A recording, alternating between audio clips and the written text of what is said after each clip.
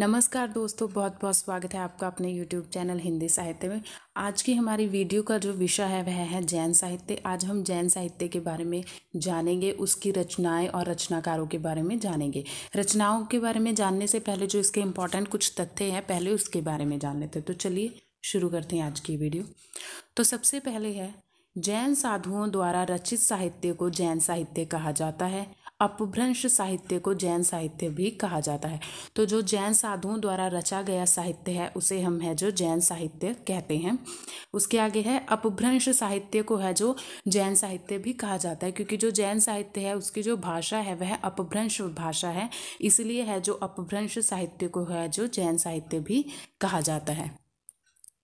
जैन साधुओं ने अपने मत का प्रसार हिंदी कविता के माध्यम से भारत के पश्चिमी क्षेत्र में किया। जो जैन साधु हुए हैं उन्होंने है जो अपने मत का प्रसार है भारत के पश्चिमी क्षेत्र में है जो हिंदी कविता के माध्यम से किया था।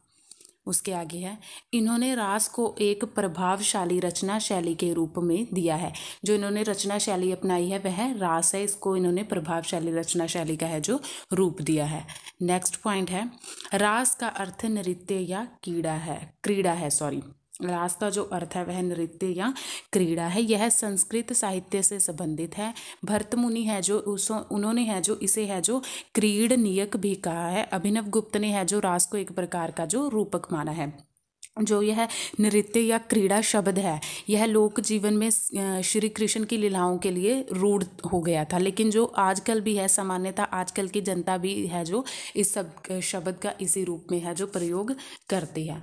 उसके आगे नेक्स्ट पॉइंट है, रास में जैन तीर्थकरों के जीवन चरित्र तथा वैष्णव अवतारों की कथाएं पद्यबद्ध की गई हैं। यह जितने भी जैन ग्रंथ लिखे गए हैं उनमें जो है जैन तीर्थकर हैं जो उनके जीवन चरित्र तथा वैष्णव अवतारों की जो कथाएं हैं वह पद्यबद्ध की गई हैं इन जैन ग्रंथों में, रास ग्रंथों में, जैन ग्रंथ के जो हैं। उसके आगे नेक्स्ट पॉइंट है, रास काव्य का हिंदी में प्रवर्तन भारतेश्वर बाहुबली रास से माना जाता है। भारतेश्वर बाहुबली रास है जो उससे है जो हिंदी में इनका प्रवर्तन माना जाता है रास काव्य का। नेक्स्ट पॉइंट है, जैन कवियों की रचनाएं आचार, रास, फागु, चरित विभिन्न शैलियों में मिलती हैं। जो जैन कवियों की रचनाएं हैं उन्होंने अपनी रचनाओं के लिए 3 शैलियाँ अपनाई थी, रास, आचार, रास, फागु। ठीक है, जो आचार शैली है इसमें घटनाओं के स्थान पर है जो उपदेशात्मकता को प्रधानता दी जाती थी। फागु व चरित्र काव्य है जो उनमें सामान्यता के लिए वह प्रसिद्ध थे। तो ये तो थे कुछ इम्पॉर्टेंट तथ्य। उसके बाद हम बात करते हैं जैन साहित्य की, कौन कौन से साहित्य हैं जो कौन कौन से ग्रंथ लिखे गए हैं जैन साहित्य में। तो सबसे पहला जो आता है वह है श्रावकाचार। इसके रचनाकार देवसेन है। देवसेन द्वारा लिखा गया जो ये ग्रंथ है पहला, ये है श्रावकाचार। देवसेन है जो प्रसिद्ध जैन आचार्य हुए हैं। इसका रचनाकाल 933 ईस्वी है। इसमें 250 दोहे हैं। डॉक्टर नगेंद्र ने इसे हिंदी की प्रथम रचना माना है। श्रावकाचार है जो यह देवसेन द्वारा कृत रचना है। इसका रचनाकाल 933 है। इसमें जो है श्रावक धर्म का प्रतिपादन, गृहस्थ के कर्तव्यों का विस्तार वर्णन किया गया है। डॉक्टर नगेंद्र है जो उन्होंने इसे है जो प्रथम रचना माना है। अगर आपसे यह प्रश्न कभी पूछा जाए कि डॉक्टर नगेंद्र ने प्रथम रचना किसे माना है तो वह है श्रावकाचार शालिभद्र कृत। तो उसके आगे हमारा नेक्स्ट है भारतेश्वर बाहुबली रास। यह शालिभद्र सूरी द्वारा लिखित है। रचना काल 1231 संवत है। इसमें 203 छंद हैं। यह जो रचना है शालिभद्र सूरी द्वारा लिखी गई बाहुबली रास है। जैनाचार्य और कवि हुए हैं शालिभद्र सूरी।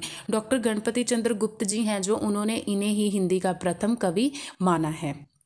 शालिभद्र सूरी को प्रथम कवि डॉक्टर गणपति चंद्र गुप्त ने, जैसे कि नगेंद्र ने माना था देवसेन को, उसी प्रकार से गणपति चंद्र गुप्त मानते हैं शालिभद्र सूरी को। जो यह रचना है बाहुबली रास, इसमें है जो वीरता एवं युद्धों का वर्णन किया गया है भारतेश्वर और बाहुबली 2 भाइयों की। उसके आगे नेक्स्ट रचना है चंद्रबाला रास। इसके रचनाकार कवि आसगु हैं। इसका जो समय काल है 1257 संमत है। श्री अग्रचंद नाहटा द्वारा राजस्थान भारती में प्रकाशित रचना है। यह जो है रचना एक प्रकार का लघु खंड काव्य है। यह 35 छंदों की रचना है। इसमें है जो कौशबी कौशांबी के राजा स्थानिक की चंपा नगरी पर है जो आक्रमण एवं राजकुमारी का अपहरण की कथा दी गई है। उसके आगे नेक्स्ट है, इसके आगे हमारा जो अगला जैन ग्रंथ है वह है उपदेश रसायन रास।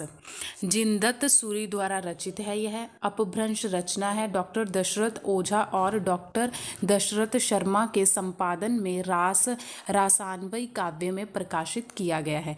यह हमारा चौथा जैन साहित्य का जो ग्रंथ है। इसका जो है रचनाकार कौन है, इसके जिनदत्त सूरी द्वारा रचित है। यह एक प्रकार की अपभ्रंश रचना है। इसे जैन रास्य का है जो प्रथम काव्य ग्रंथ भी माना जाता है। यह 80 पद्यों का है जो नृत्य गीत रासलीला काव्य है। उसके आगे पांचवा है जो नेमिनाथ रास। पांचवा हमारा आता है नेमिनाथ रास। इसके है जो सुमिति गणी द्वारा रचनाकार है। ये लिखा गया है 1213 ईस्वी में रचना हुई। नेमिनाथ का चरित्र चित्रण किया गया है। 58 हैं जो 58 छंद हैं इसमें। नेमिनाथ के चरित्र का वर्णन किया गया है। नेमिनाथ के प्रसंग में श्री कृष्ण का वर्णन भी किया गया है। रचना की जो भाषा है वह अपभ्रंश प्रभावित राजस्थानी हिंदी है। तो यह है जो नेमिनाथ रास है, सुमति गणी द्वारा लिखित। उसके आगे नेक्स्ट ग्रंथ है स्थूलीभद्र रास।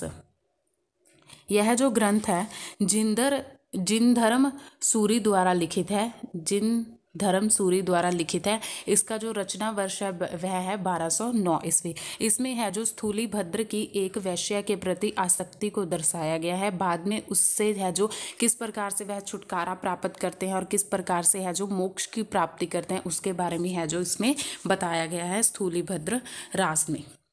उसके आगे नेक्स्ट हमारा जो आता है वह है रेवंतगिरी रास।